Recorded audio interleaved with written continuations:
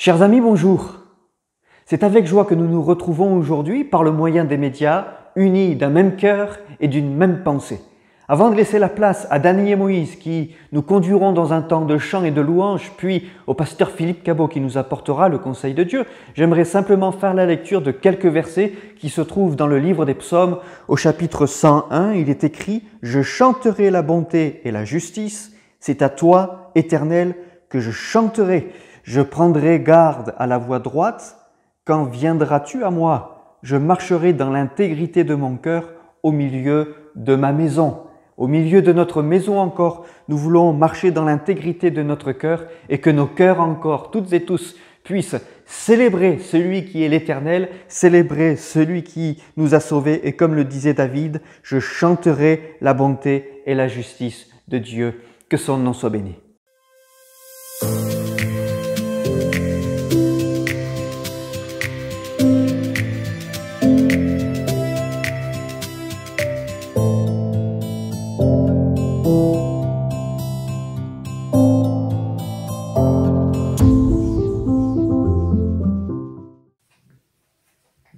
Bonjour tout le monde. Bonjour à chacun. Eh ben oui, à chacun, parce qu'on est toujours confinés, chacun chez soi. Oui. Oui, mais ça fait rien ça, Moïse. Mais on est ensemble quand même. On est quand même ensemble et on est tous unis. Et on veut partager quelques chants ensemble, vous pouvez les chanter avec nous. Oui. Et le premier qu'on va chanter, c'est un chant qui nous parle de la gloire et l'honneur que nous voulons rendre à Dieu ce jour.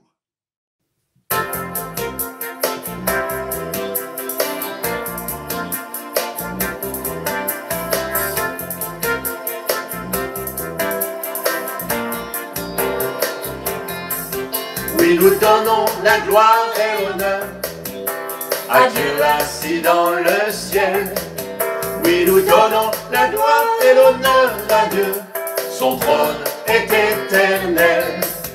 Oui, nous donnons la gloire et l'honneur à Dieu assis dans le ciel.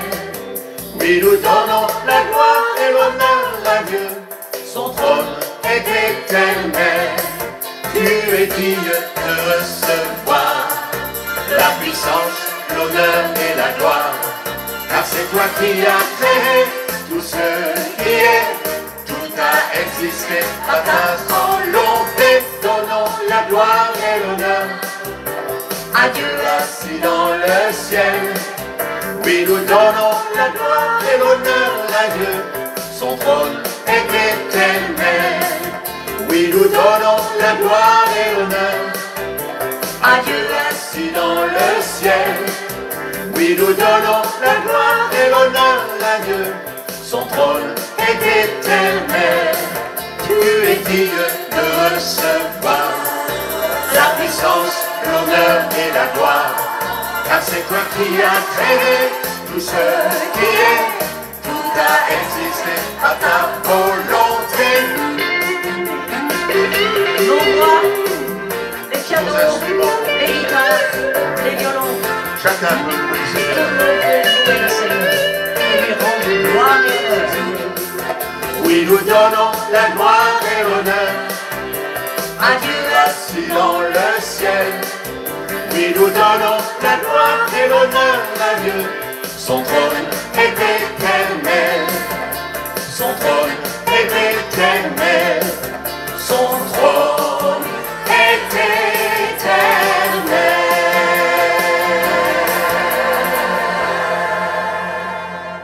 Tu es éternel, Seigneur. Merci Seigneur. Gloire et Merci. louange te soient rendues. Merci Seigneur. Alléluia. Gloire te soit Merci, Seigneur. rendue.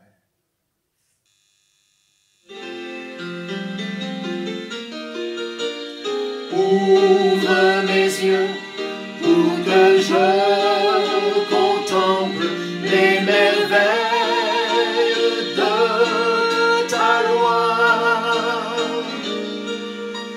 Je sais ta parole dans mon cœur, ô Seigneur, pour ne pas pécher contre toi. Enseigne-moi et conduis-moi dans les sentiers de tes commandements.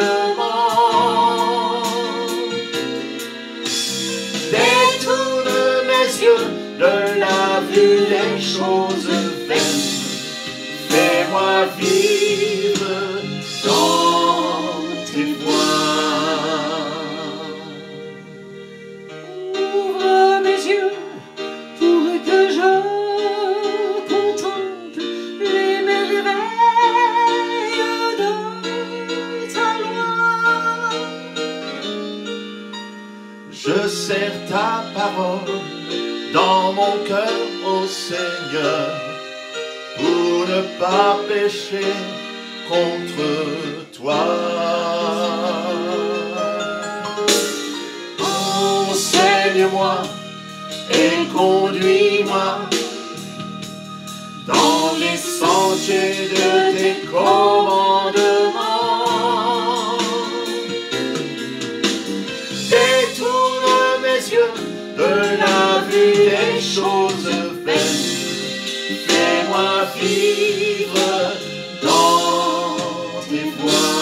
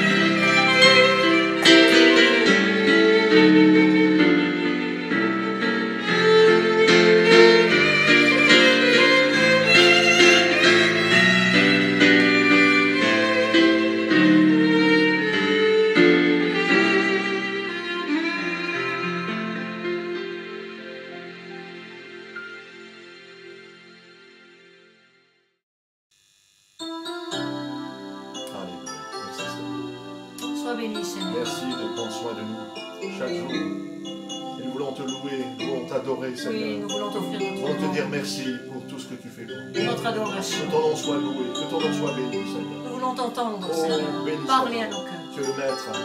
Gloire Et nous te voulons soit nous rendue, soumettre à Seigneur. toi et te glorifier. Merci pour ton amour. Alléluia. Prosterné devant toi, je t'offre ma louange et mon adoration. Prosterné devant toi, je t'offre ma louange et mon adoration. Je veux entendre ta voix parler à mon cœur. Je veux entrer dans ta communion, Seigneur.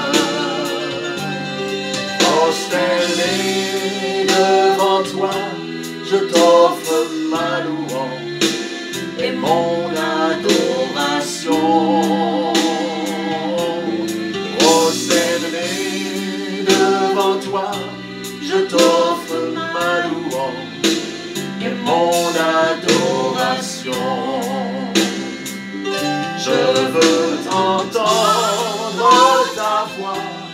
parler à mon cœur. Je veux entrer dans ta communion, Seigneur. Prosterné devant toi, je t'offre ma louange et mon adoration. Prosterné devant toi, je t'offre ma louange et mon adoration. Et nous te bénissons de Oui, tout notre Seigneur. cœur. Tu es seul Alléluia. digne d'être Nous voulons loué. élever ton nom. Alléluia, nous Merci, voulons chanter ton nom. Merci pour ton amour. Oui, régnons-nous, Seigneur. Merci pour ta grâce. Merci pour Merci tout pour ce ta qui nous vient bonté. de toi. Combien nous sommes heureux de te connaître. Nous sommes tellement reconnaissants, C'est pour Seigneur. cela ce matin que nous voulons t'élever. de tout Oh, notre alléluia. cœur. Que ton Et nom soit béni. chaque jour Que de ton notre nom vie, soit béni. nous voulons être Oh, le près nom de toi Jésus. Oui. et toujours plus près de toi. Oui, Seigneur. Alléluia, Alléluia. merci Seigneur. Que ton nom soit béni. Sois béni, Seigneur. Seigneur, que ton nom soit glorifié. Gloire et Nous voulons gloire. t'élever. Te louer pour ce Merci que pour toutes tes promesses Voilà. que nous voulons sceller dans nos cœurs. Oui, je veux être près de toi. Par la foi, je saisis toutes tes promesses. Toutes tes peurs, alors disparaissent. Puisque ta gloire est là, ta gloire est là. Oui, je veux être près de toi. Par la foi, je saisis toutes tes promesses. Toutes tes peurs, alors disparaissent. Puisque ta gloire est là, ta gloire est là. Délivré et libéré, victorieux, je peux marcher. Que m'importe ce qu'on peut dire, je n'ai pas d'autre désir. Oui, je veux être près de toi. Par la foi, je saisis toutes tes promesses. Toutes tes peurs, alors disparaissent. Puisque ta gloire est là, ta gloire est là. Et je veux être près de toi. Par la foi, je saisis toutes tes promesses. Toutes tes peurs, alors disparaissent. Puisque ta gloire est là, ta gloire est là. Délivré et libéré, victorieux, je peux marcher. Que m'importe ce qu'on peut dire, je n'ai pas d'autre désir.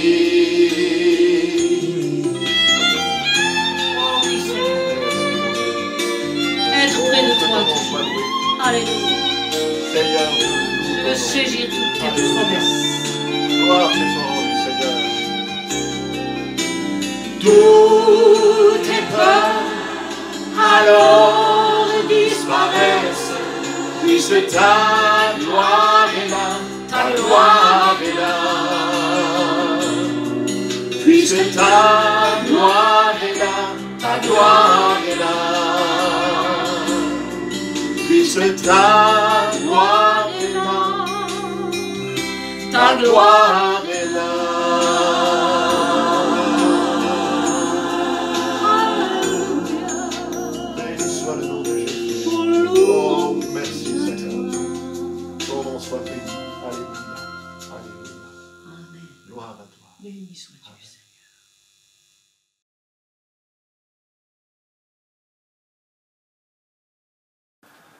Bonjour à toutes, bonjour à tous.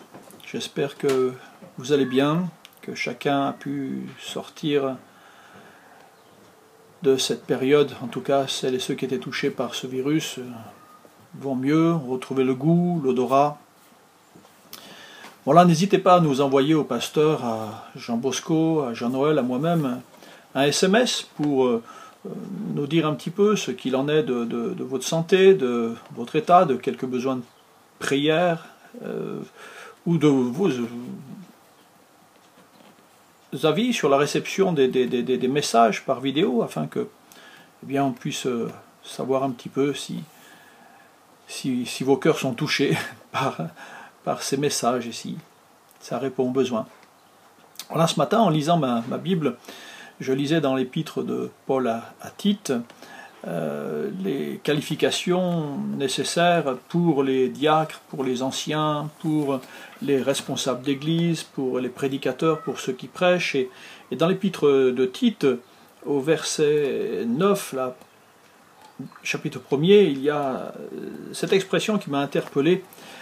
Il faut qu'il soit hospitalier, bien sûr, ami des gens de bien, modéré, juste, saint, tempérant, attaché à la vraie parole, telle qu'elle a été enseignée, afin d'être capable d'exhorter. Attaché à la vraie parole. Dans la version parole vivante, il est nécessaire qu'il soit fidèlement attaché à la vraie doctrine, telle qu'elle lui a été enseignée. La vraie parole, la vraie doctrine, la parole fidèle littéralement, cette parole qui est seule capable de mettre le prédicateur, le pasteur, l'évêque, le surveillant, l'ancien, le diacre en mesure de parler à son tour avec sagesse, avec puissance. Et dans cet épître à Tite que vous connaissez, l'apôtre Paul énumère les conditions requises pour cette charge d'ancien, mettant en tout cas l'accent sur la saine doctrine. Déjà en son temps, Paul avait vivement exhorté le jeune Timothée, chapitre 1er, verset 3, afin qu'il recommande à certaines personnes de ne pas enseigner d'autres doctrines. Et dans la seconde épître à Timothée, Paul va même citer deux personnages, vous vous rendez compte, leur nom est dans la parole de Dieu, mais pas cités pour de bonnes choses, ils sont cités, Hyménée et Philette, parce que leurs fausses paroles rongeaient comme la gangrène. Il y a donc une vraie parole, il y a une fausse parole. Et en 2020, je suppose qu'il existe encore des personnages comme Hyménée, Philette, qui accentuent trop fortement certaines vérités aux dépens d'autres, et cela même sous le couvert de l'amour.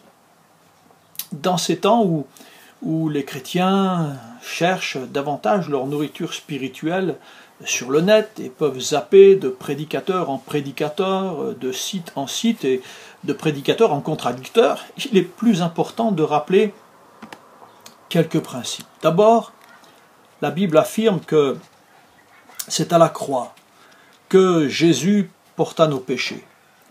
Ainsi, Dieu a fait la paix avec nous par Jésus, par le sang de sa croix et par aucun autre moyen. Jésus a porté nos péchés en son corps sur le bois maudit, mais sans jamais devenir pécheur lui-même, car il est impossible qu'un pécheur meure pour sauver des pécheurs. Il fallait qu'il soit innocent, il fallait qu'il soit pur, un pur pour des impurs, un innocent pour des coupables, un juste pour des injustes. Et puis Jésus n'a jamais cessé d'être le même, Hébreux 13:8, hier, aujourd'hui, éternellement.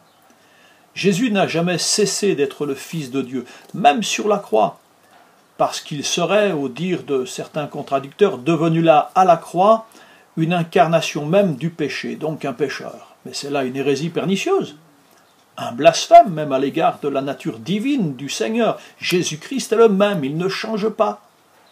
La Bible dit que l'homme a été créé à l'image de Dieu. Aussi, des contradicteurs n'ont pas peur de dire que les chrétiens deviennent même de petits dieux. Mais les humains ne sont pas dotés d'une nature divine. Ils ont été créés à un niveau inférieur. Le psalmiste, chapitre 8, verset 5, « Qu'est-ce que l'homme pour que tu te souviennes de lui? Et le Fils de l'homme pour que tu prennes garde à lui? Tu l'as fait de peu, inférieur à Dieu. » Si nous sommes devenus fils et filles de Dieu, nous le sommes devenus par adoption, et non par nature. Cette tentation de vouloir devenir de petits dieux n'est pas une révélation du Saint-Esprit, ni d'inspiration divine. On se souviendra du mensonge de Genèse 3,5 « Vous serez comme des dieux ». L'apôtre Paul écrira aux Corinthiens, bien après sa conversion, qu'il est le premier des pécheurs. Il dira même ceci, c'est une parole certaine, entièrement digne d'être reçue, que Jésus-Christ est venu chercher et sauver les pécheurs dont je suis le premier. Certaines ou certains contradicteurs aujourd'hui déclarent n'être ni misérables, ni pécheurs, ni pécheresses. Parce que la Bible dit que je suis juste, alors je ne peux pas être juste et pécheur en même temps. Mais ici, attention à la notion de justification. En fait, nous réalisons bien que nous pouvons être justes et pécheurs en même temps. Parce que ce n'est jamais de notre justice, mais de celle de Christ que nous sommes revêtus. 1 Jean 1,8 « Si nous disons que nous n'avons pas de péché, nous nous séduisons nous-mêmes et la vérité n'est point en nous. » Chaque chrétien sérieux, chaque chrétien sincère réalise que sa vie reste sous la menace constante de sa nature pécheresse. Et ce chrétien-là sait bien qu'il doit marcher selon l'esprit et non selon la chair. Une dernière contradiction que j'ai notée concerne les paroles que nous prononçons. Certains confondent la confession positive et la foi. Leurs paroles, disent-ils, sont puissantes pour transmettre soit une puissance plus créatrice, soit une puissance négative destructrice. Leurs paroles, disent-ils, peuvent influencer leur entourage, peuvent transformer leur entourage. Leur monde peut changer en changeant de parole et leurs rêves peuvent s'accomplir si leurs déclarations vont dans ce sens. On a là une nouvelle définition de la foi qui s'introduit dans nos milieux, mais cette sorte de foi-là n'a rien à voir avec la foi véritable qui se confie en Dieu et lui permet d'agir selon les besoins de chacun. Personne ne peut par ses paroles manipuler le Seigneur pour qu'il nous offre ce que nous voulions, ce que nous voudrions. Notre foi ne consiste pas à ordonner la réalisation de tous nos rêves, de tous nos désirs. Le meilleur pour nos vies est de croire et d'obéir à tout ce que Dieu lui-même a en réserve pour nous dans sa parole. Lisez Hébreux chapitre 11 en entier. Notre volonté doit se soumettre à la sienne, et non l'inverse. Quand la confession positive enseigne que le fait d'admettre nos faiblesses, c'est d'accepter les défaites. Quand la confession positive enseigne qu'admettre la maladie, c'est empêcher la guérison, c'est en contradiction avec les Écritures. Et je voudrais vous donner 3 exemples rapidement. Dans le livre des Chroniques, le 2e livre des Chroniques, chapitre 20, Josaphat finit par admettre qu'il n'avait pas de puissance devant l'ennemi. Et c'est alors qu'à partir de ce moment-là que Dieu va lui accorder une belle victoire. Quand les disciples ont admis toute leur nuit de pêche avec un résultat de bredouille, Jésus va leur faire obtenir une pêche miraculeuse. Et quand Paul reconnaîtra sa faiblesse, le Seigneur lui a dit que c'est dans la faiblesse que sa puissance se manifesterait. Jamais Josaphat, jamais les disciples, jamais Paul n'ont remplacé leur confession négative par de la confession positive, contraire à leur réalité. Ils ont confessé des faits sans prétendre le contraire. Et c'est ainsi que Dieu est intervenu en leur faveur. Pour finir, la volonté de Dieu doit toujours être prioritaire dans nos vies, dans nos plans, dans nos projets. Rappelons ce que Jacques a dit. Quand vous dites « nous ferons, nous irons », nous dites « si Dieu le veut, Dieu voulant ». L'autorité du chrétien existe même et surtout s'il est en accord avec la volonté de Dieu. Notre responsabilité est de la découvrir, la volonté de Dieu, et de nous y conformer en tout temps. Quand nous la reconnaissons et que nous y obéissons, alors Nous ne nous adressons pas à Dieu pour le contraindre, pour utiliser sa puissance ici ou là, selon notre bon désir. La parole prononcée sera celle d'un serviteur obéissant à son maître, et non celle d'un petit maître qui donne des ordres. Paul nous rappelle, 1 Corinthiens 4,6, de ne jamais aller au-delà de ce qui est écrit. Il est écrit, disait le diable à Jésus, et Jésus répondait, il est aussi écrit. Chers amis, frères et sœurs, restons simples, sobres quant à la lecture, quant à notre compréhension des Écritures. Ne croyons pas être devenus plus spirituels ou plus grands ou en ayant soi-disant découvert quelques nouvelles doctrines. Toute l'Écriture est inspirée de Dieu, est utile pour convaincre, pour corriger, pour ramener, pour garder. Que Dieu nous garde fidèles dans sa parole, que nous puissions être des hommes et des femmes, bien ni à donner à tout ce que Paul bien dit à Tite ou à Timothée, mais que nous puissions être ces gens attachés à la parole vraie, la saine doctrine, telle qu'elle nous a été enseignée. Que Dieu bénisse chacun d'entre nous, que Dieu bénisse l'Église à Grenoble, Voiron, Lamure. Je vous dis à bientôt, en espérant se revoir autrement que par le moyen de la vidéo. Que Dieu vous bénisse et à bientôt. Merci Philippe pour le message que tu nous as apporté et qui nous a fait du bien, comme d'habitude. Mais nous voulons pour terminer chanter un chant qui nous parle de faire la volonté de Dieu sur la terre.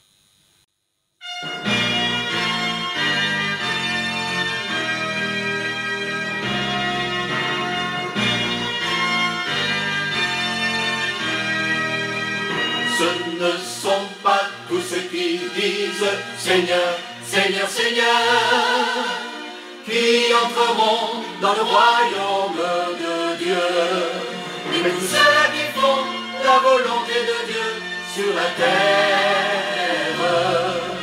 Oui, ceux-là connaîtront la gloire de mon Père.